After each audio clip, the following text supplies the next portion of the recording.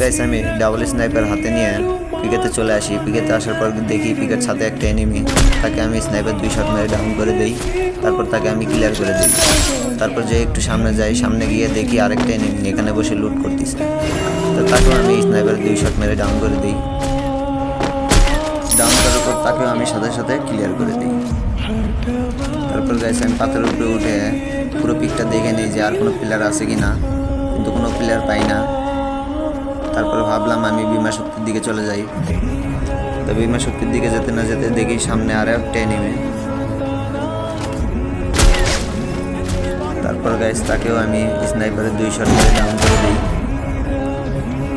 আমি ভাবলাম সামনে গিয়ে ওকে ক্লিয়ার করব, কিন্তু নিজেই ক্লিয়ার।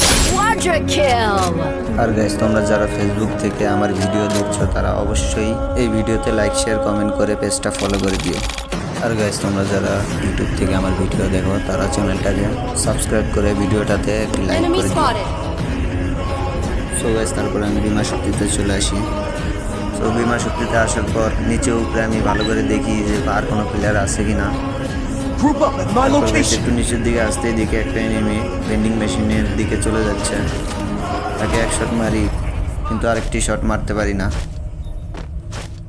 তারপর একটু দূরে দেখি আরেকটা এনিমি, তাকে আমি স্নাইপার 2 শট মেরে ডাউন করে দিই। তারপর তাকে আমি ক্লিয়ার করে দিই।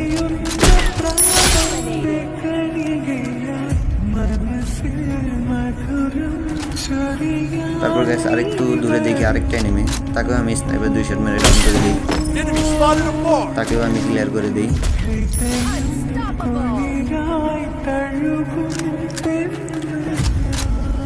তো তারপর দেখি আমি সামনের ঘরে একটা এনিমি ছিল, তাই আমি ওপেন হয়ে উপর দিকে যাই।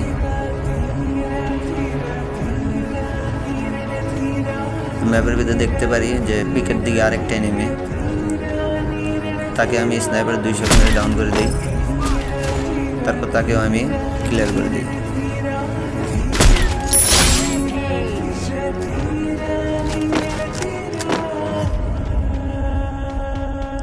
সো গাইস তাকে ক্লিয়ার করার পর আমি আবারও বিমা শক্তির নিচ দিকে চলে যাই।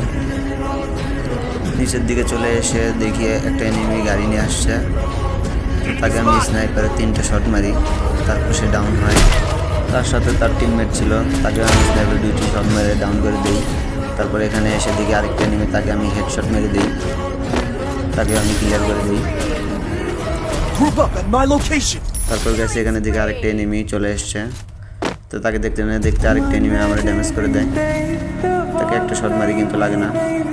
তারপরে এই পাশ থেকে কে যেন আমাকে মেরে দেয়।